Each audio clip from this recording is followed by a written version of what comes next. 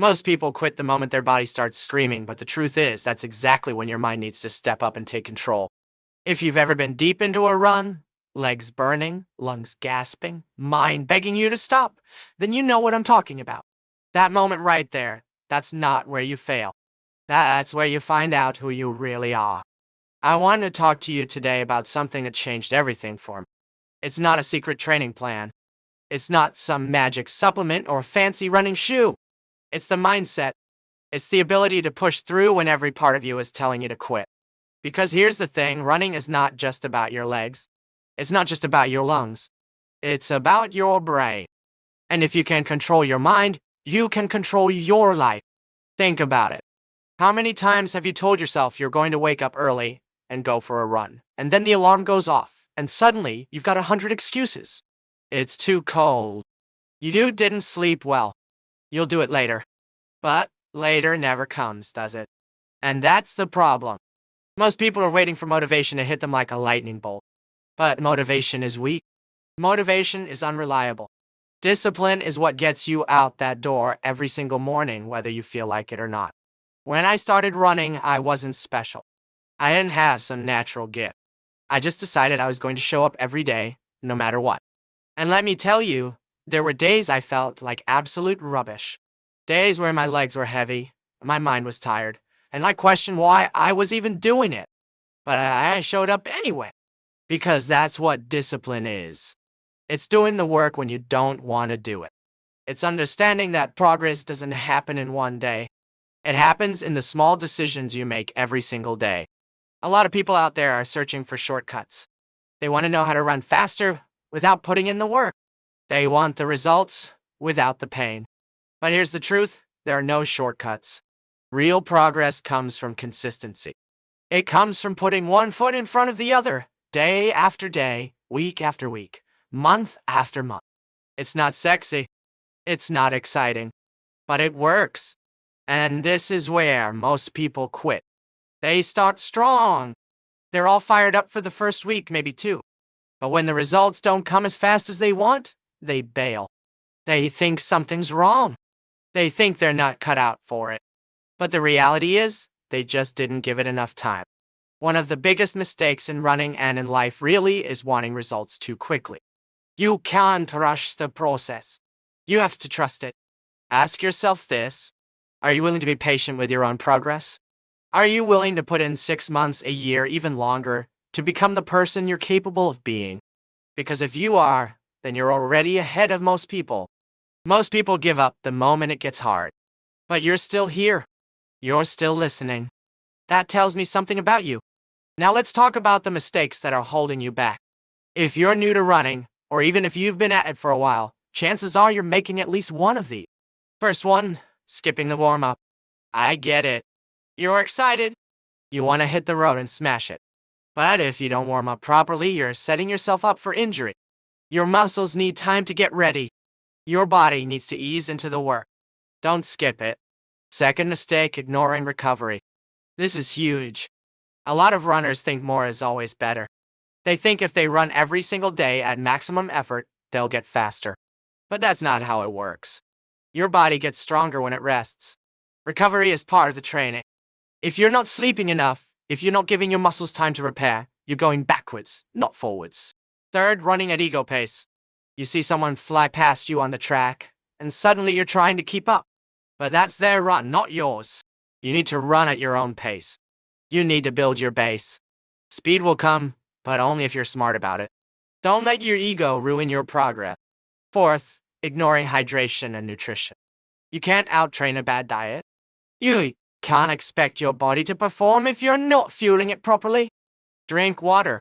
Eat real food. Give your body what it needs to do the work you're asking it to do. And here's the thing, all of these mistakes come from the same place. Impatience. Ego. A lack of understanding that this is a long game. You're not just training your body. You're training your mind. And the gym is a perfect example of this. A lot of people think the gym is just about building muscle or losing weight. But gym is where you learn discipline. It's where you learn to push through discomfort. It's where you prove to yourself that you're capable of more than you think. Every rep, every set, Every session where you show up, even when you don't feel like it, that's mental training. That's you becoming stronger on the inside, not just the outside. And that strength, that mental toughness, that's what carries you through the hard runs. That's what gets you through the moments when your legs are screaming and your mind is telling you to stop. Because you've been there before. You've felt that pain in the gym. You've pushed through it. And you know you can do it again. This is the difference between someone who just runs and someone who becomes a runner. It's the mindset. It's the belief that pain is not your enemy. Pain is information. It's your body talking to you. And instead of running away from it, you learn to understand it. You learn to listen. Is this the kind of pain that means I need to stop? Or is this just discomfort? Most of the time, it's just discomfort. And discomfort is where growth happens. I want you to think about your life right now. Are you living actively? And I don't just mean physically. Are you actively working towards your goals? Are you taking action every day, or are you just waiting for things to happen? Because an active lifestyle isn't just about running or going to the gym. It's about being engaged with your life. It's about making decisions that move you forward. It's about refusing to be passive. And here's what I've learned. When you live actively, when you challenge your body every day, your mind stays sharp. You think clearer. You make better decisions. You have more energy. It all connects. Your physical health affects your mental health. Your mental health affects your physical performance. It's all one system. And when you take care of that system, everything improves. So what does this look like in practice? It means waking up early, even when you don't want to.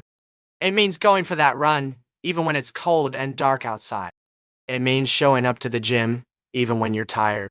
It means making the hard choice, the uncomfortable choice, because you know it's the right one. And it means doing that over and over again until it's not a choice anymore. It's just who you are. This is the moment that changes you. Not tomorrow. Not next week. Right now. The decision you make today to stop waiting and start doing. To stop making excuses and start taking responsibility. To stop looking for shortcuts and start putting in the work. That's the moment everything shifts. And I'm not going to lie to you. It's going to be hard. There will be days you want to quit. There will be runs that feel impossible. There will be mornings you don't want to get out of bed. But that's the point. That's where the growth is. That's where you prove to yourself that you're stronger than you think. You don't need to make massive changes overnight. You just need to get 1% better every day. 1%. That's it. Maybe today you run 1 extra minute. Maybe you drink 1 more glass of water. Maybe you go to bed 30 minutes earlier. Small actions, repeated consistently, create massive results over time. But you have to start. You have to take that first step. And here's the truth that nobody wants to hear. Nobody is coming to save you. Nobody is going to do the work for you. You have to want it. You have to decide that you're worth the effort. That your health is worth the effort. That your future is worth the effort. And then you have to back that up with action. When the body wants to quit, the mind has to take control. That's not just a line. That's a way of life. That's the mentality that separates the people who achieve their goals from the people who just talk about. And I know you're capable of it. I know you have it in you. You wouldn't still be watching if you didn't. So let me ask you this.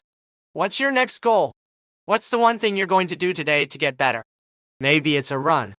Maybe it's a workout. Maybe it's just deciding that you're going to stop making excuses.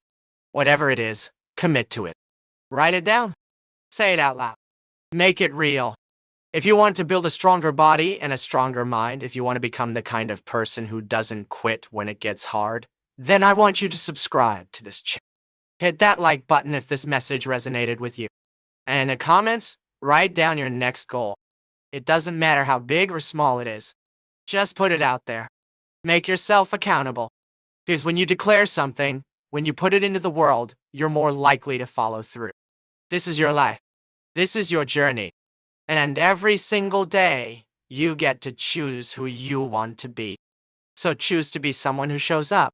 Choose to be someone who doesn't quit. Choose to be someone who understands that pain is temporary, but the person you become by pushing through it that lasts forever. Let's get after it. Addio, Miami.